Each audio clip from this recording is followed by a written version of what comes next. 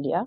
Okay, so first and foremost, what is the history of the tourism? So all seasons and animals, as per the nature's laws, needs to be migrated, right, from one place to another place. Okay, so in the same way, human beings, that is, people also survived through migrations. Okay, so we all know from the very beginning of age there were no things happening for the base of migrations. Either they used to walk barefootedly, okay, or they used to take up the horses, camels, or things like that, right?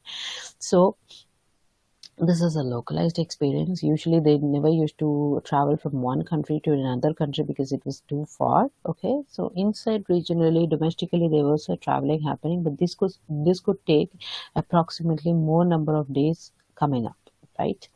So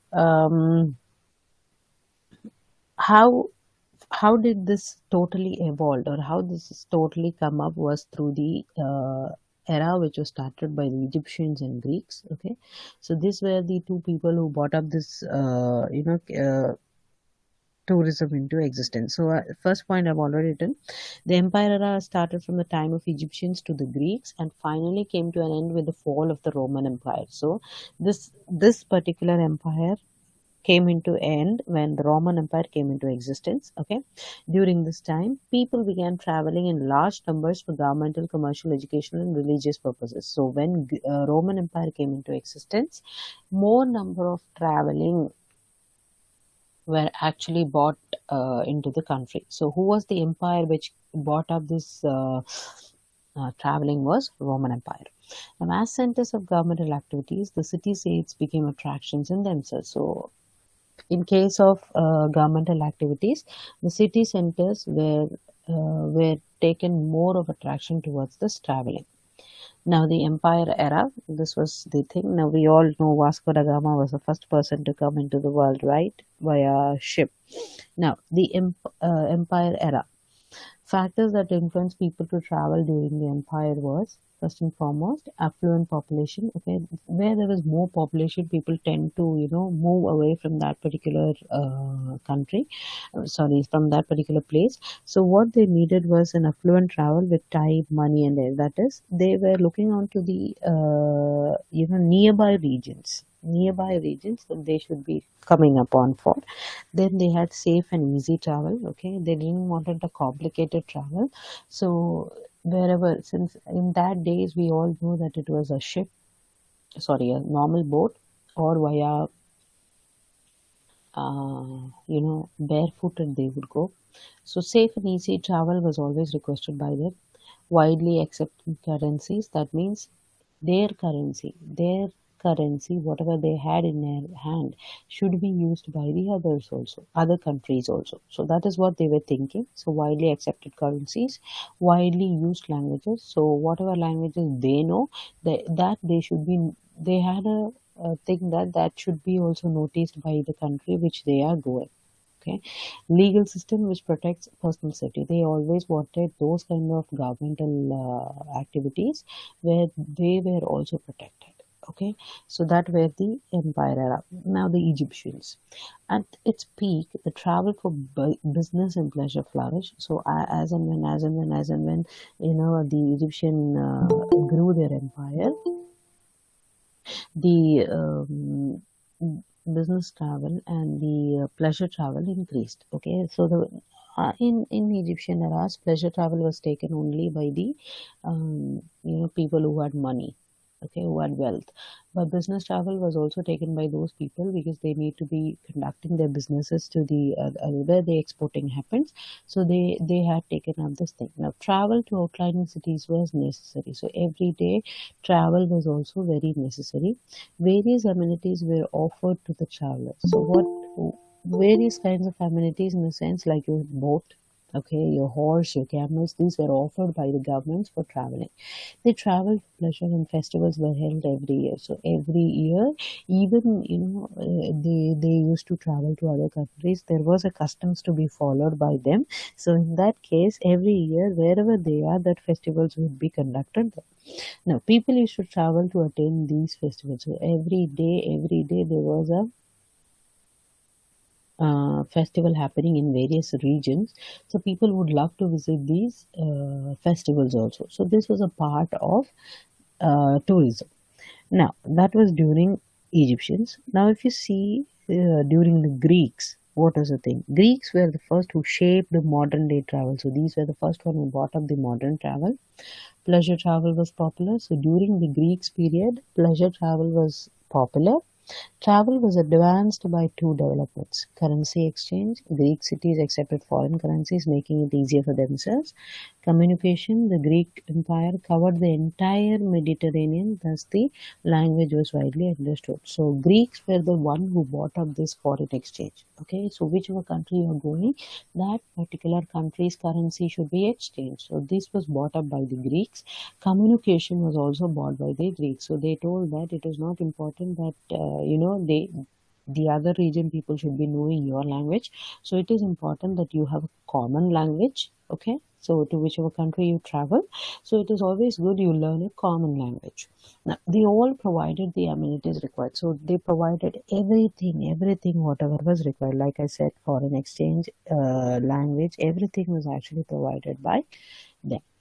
Now, the next era was the Romans. So, Egyptians is done, Greeks is done. Now, it was Romans. The prosperity of the Roman Empire was reflected in the development of travel. So, even if Greeks brought the modern day travel, after Romans era came, it was tremendously development of travel was there in Roman Empire. The Romans included a large group of middle class people who had money and time to travel. So these were the people who had a lot of wealth. Okay, so they would always love to travel. They built excellent roads, transportation, and communication systems. So what these were the people who started building up the roads for connection of one from one place to another. They also brought into existence the transportation. Okay, how you will transport from one place to another, and the communication system. What is the communication system? There shouldn't be any loss in their life while traveling. So how do you communicate that? So all these things was brought by the Roman Empire. They built rest houses. So while they were traveling, since it's a huge number of days of traveling, it was not as in the day we are like we take the flight within 2-3 hours we reach the destination. No, okay, that time flights were not there. So what they did is, near to the roads, they constructed small rest houses so that at the night time, the person whoever is traveling can stay there and take the rest. Now, the Middle Ages and the Renaissance era. The duration time for the Middle Ages and the Renaissance era was this much: 15th to 14th century for the Middle Ages, and Renaissance era was 14th to 16th century. Travel almost disappeared during the Middle Ages, where travel became dangerous and sporadic. So, in the Middle Ages, at the time of Middle Ages, travel became very scary because they didn't want to travel. They thought there were a lot of life. While they were traveling, the people who were passing away on road were left there only. They were not carrying them, so it was very dangerous and very sporadic. Okay, so very risky. So they didn't wanted to go on to that. The feudal system that eventually replaced Roman rule resulted in many different autonomous domains. So what they did is they eventually replaced the Roman rule with the feudal system. The zamindari's kind of system came up, so no one was traveling from one place to another. This breakdown in a previously organized and controlled society resulted in fragmentation of transportation and systems. So this is where no more number of need of more number of transportation was actually required. Okay, so it would be actually sometimes dangerous, okay, for the people to travel, but even then they had an idea of people who wanted to escape from this feudal system. They wanted to travel for long distances. Now, the travel situation during the Middle Ages: transportation and safety declined.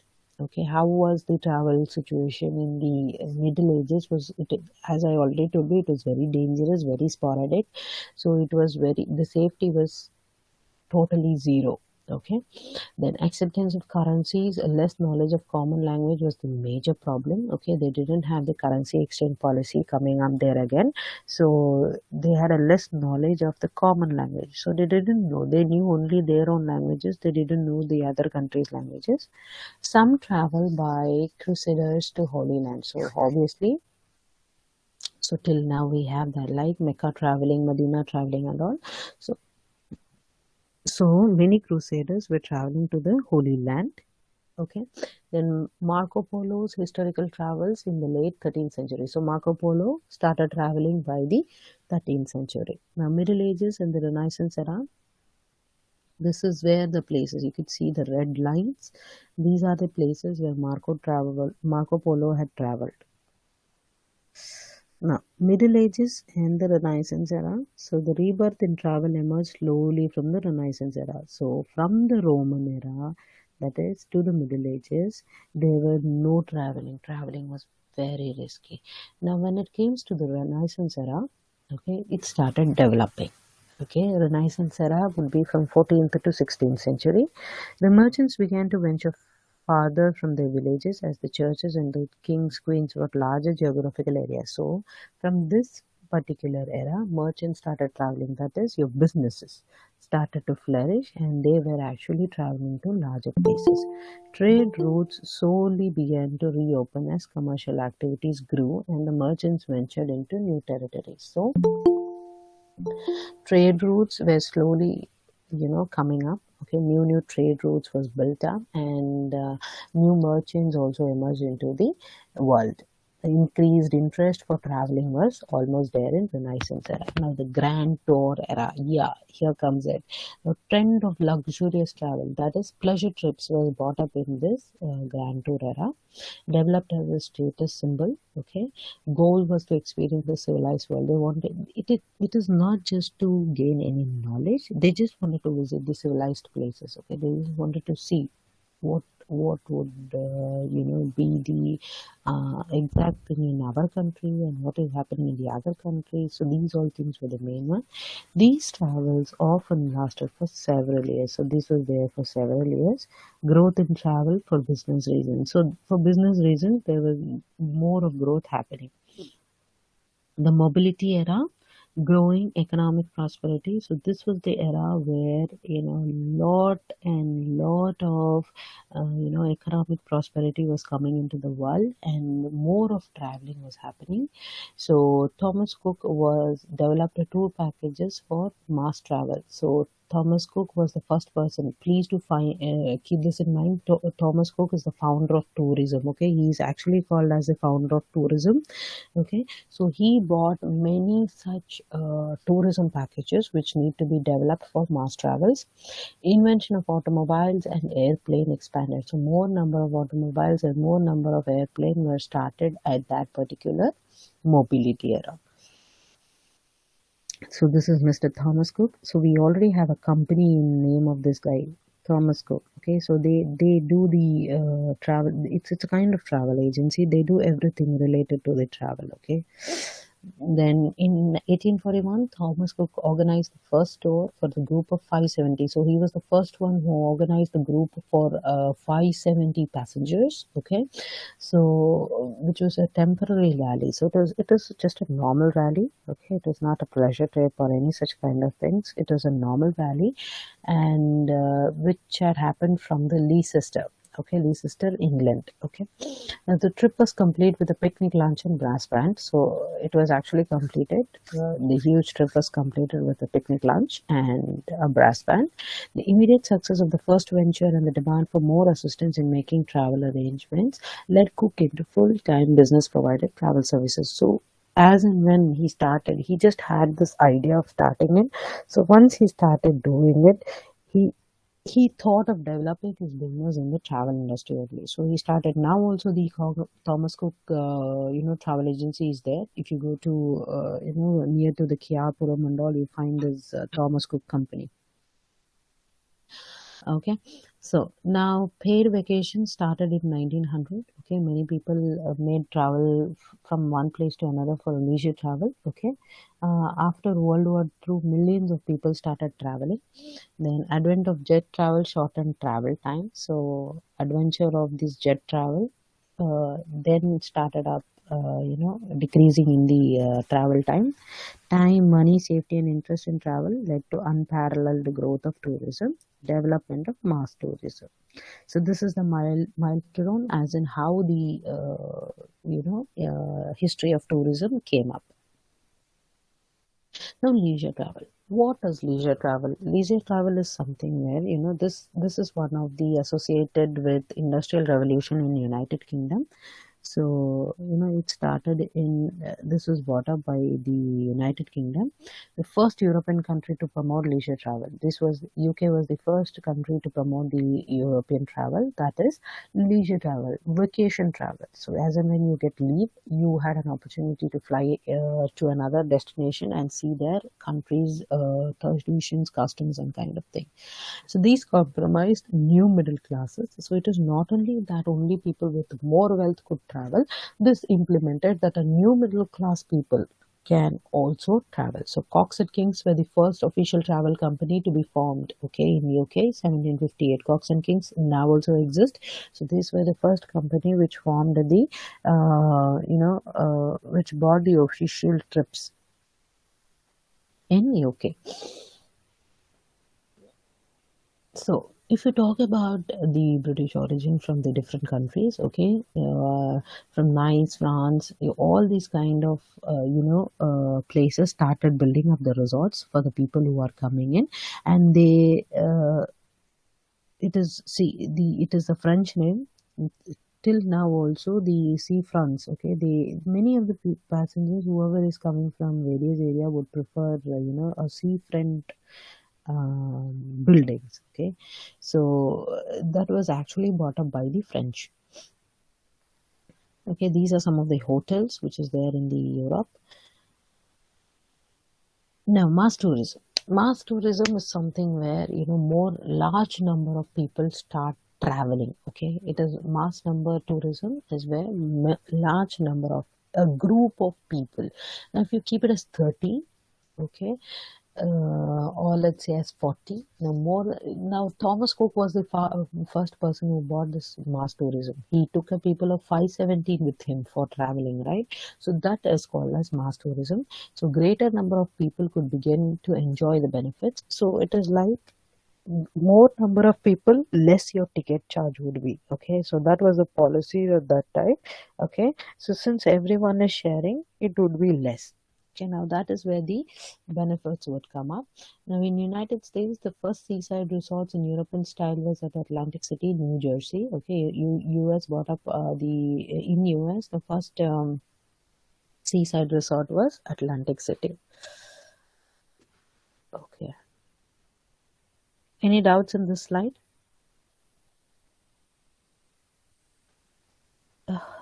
Any doubts, guys? No, ma'am. Okay, so that was the history. Okay.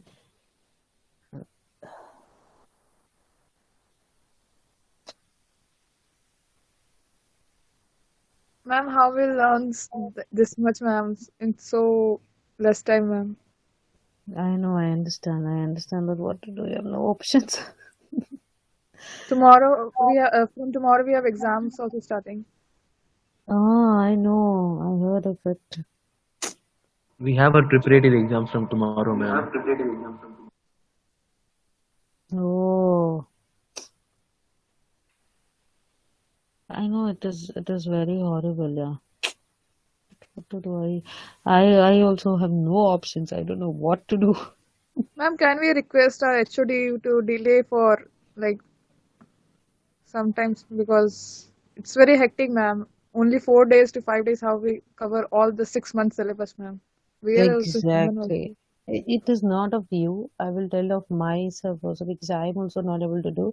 I seriously have sickness today. My eye has got a very bad allergy, so looking into the system is very horrible for me.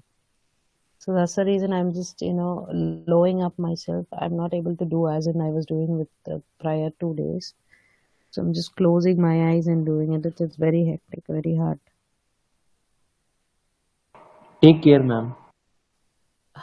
I have to, but meanwhile, since your management is asking to complete it, we need to do it now. Ma'am, but it's not so easy to complete the Ma'am, syllabus in every just day few new days. topic, every day new subject learning. It's very Concept. difficult. It is, Yes, it is, it is, it is Ma'am, not. all these are interesting topics, ma'am, to learn, and we are just rushing with all this. for ma'am, It is segregating actually. also important things we have to read at least twice or thrice, then we'll segregate some important. But for that also we don't have any time. I know, yeah. Actually, if I get the time, I could little bit elaborate on my experiences and put into that. But since I don't have time, I'm just running like that. Whatever is there in the PPT, and then, I'm just showing it and running. I have no option what to do. Probably, as you said, you guys need to be speaking to your HOD and asking for some more time so that it would be, little hectic relief for me also. Ma'am, our HOD doesn't listen to us only, ma'am. We have requested for aviation class since long, ma'am.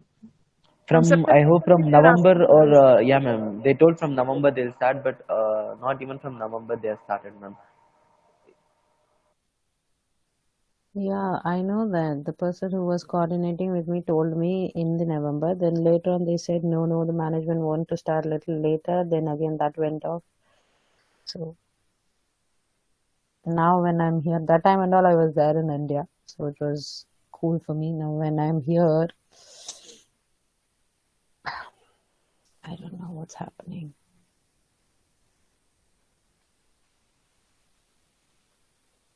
Ma'am, how will be like our offline classes, ma'am? I have no idea about your offline classes. You might be asking them only for the offline classes. Okay, ma'am. Okay. So I have a very bad itching on my eye. Okay. So I'm literally scratching my eyes. So that's the problem.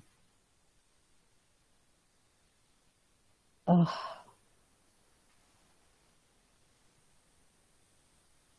I'll do one thing. I'll just show you a video. Okay. Spare me some time. I'll just go wash my face and come. Ma'am, So, you can arrange class in evening to like take some rest. no, because I have to go for another place. So I need to go to my university. So Okay, ma'am. kind of. I told him I might end the class a little quickly because if this is persisting, I can't look into the system. It is horrible. So either yesterday I had been to doctor, but I don't know. It is not getting reduced. It is getting horrible day by day.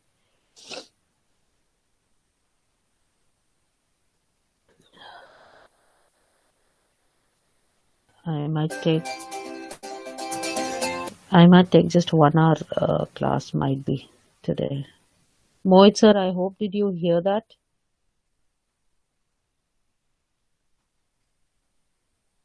I might take just 1 hour class today, Mohit sir, because my situation is going worse. Okay. I might take it's a doubt. So let's see. If it is all right after some time, then I might continue it. Okay, guys, just watch up the videos. Okay.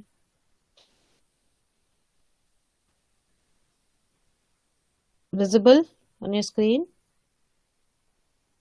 Yes, ma'am. Okay, Yes, ma'am. just watch it. It's the same thing what I explained you, evolution of tourism. Just watch.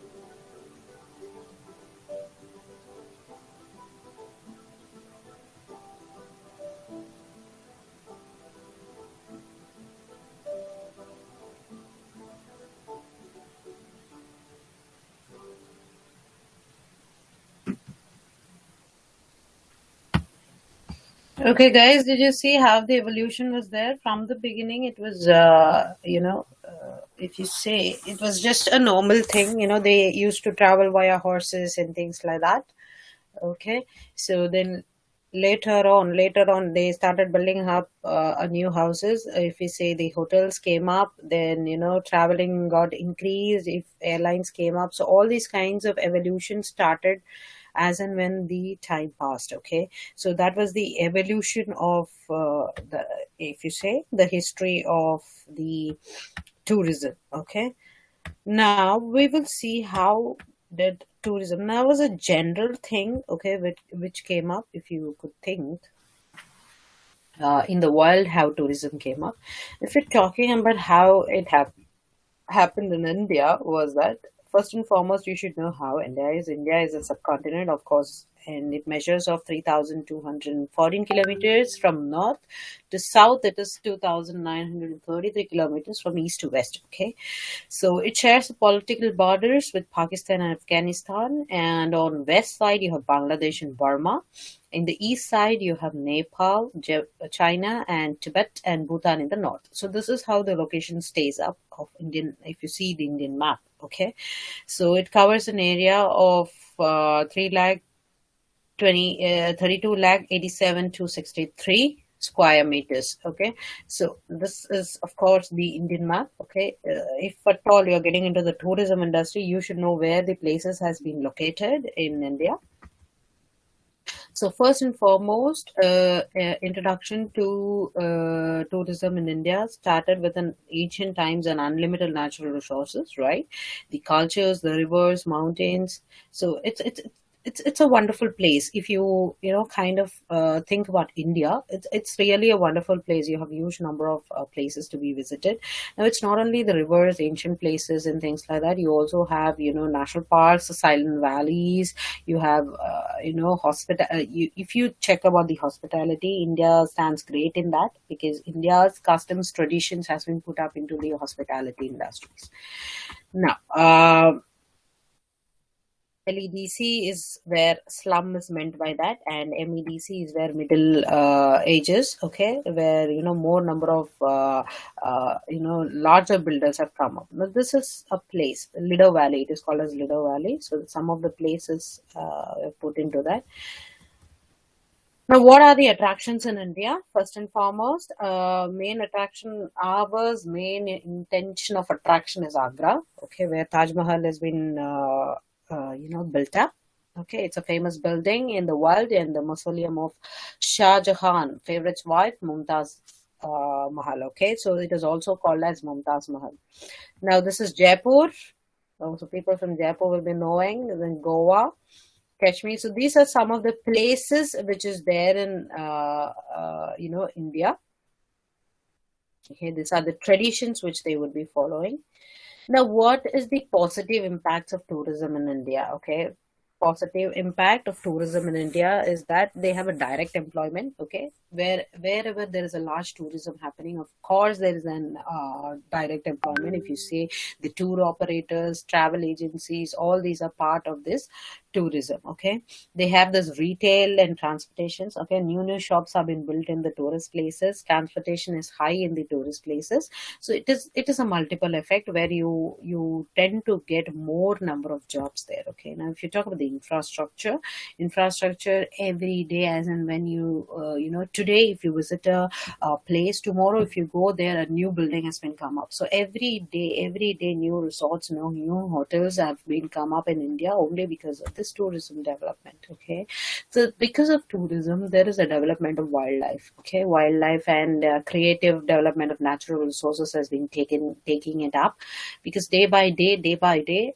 since tourism has been increasing, okay, there was a need to increase. Now if you see, for example, Banagata National Park, you see more number of, they have to bring a more number of wildlife there, because day by day people are coming, people who have watched it tend to repeat the places again. So that is also a type of tourism. So more number of wildlife also came into existence. Now the source of employment, tourism, first deforestation, all these kind was a part of the tourism industry. Okay, so major impact was the jobs. Okay, you need to be thinking major impact was the jobs. Now if you talk about the negative impacts of tourism, majorly if you are getting more number of jobs, still you have something called as tax. So implementation of the government tax was too much. Okay,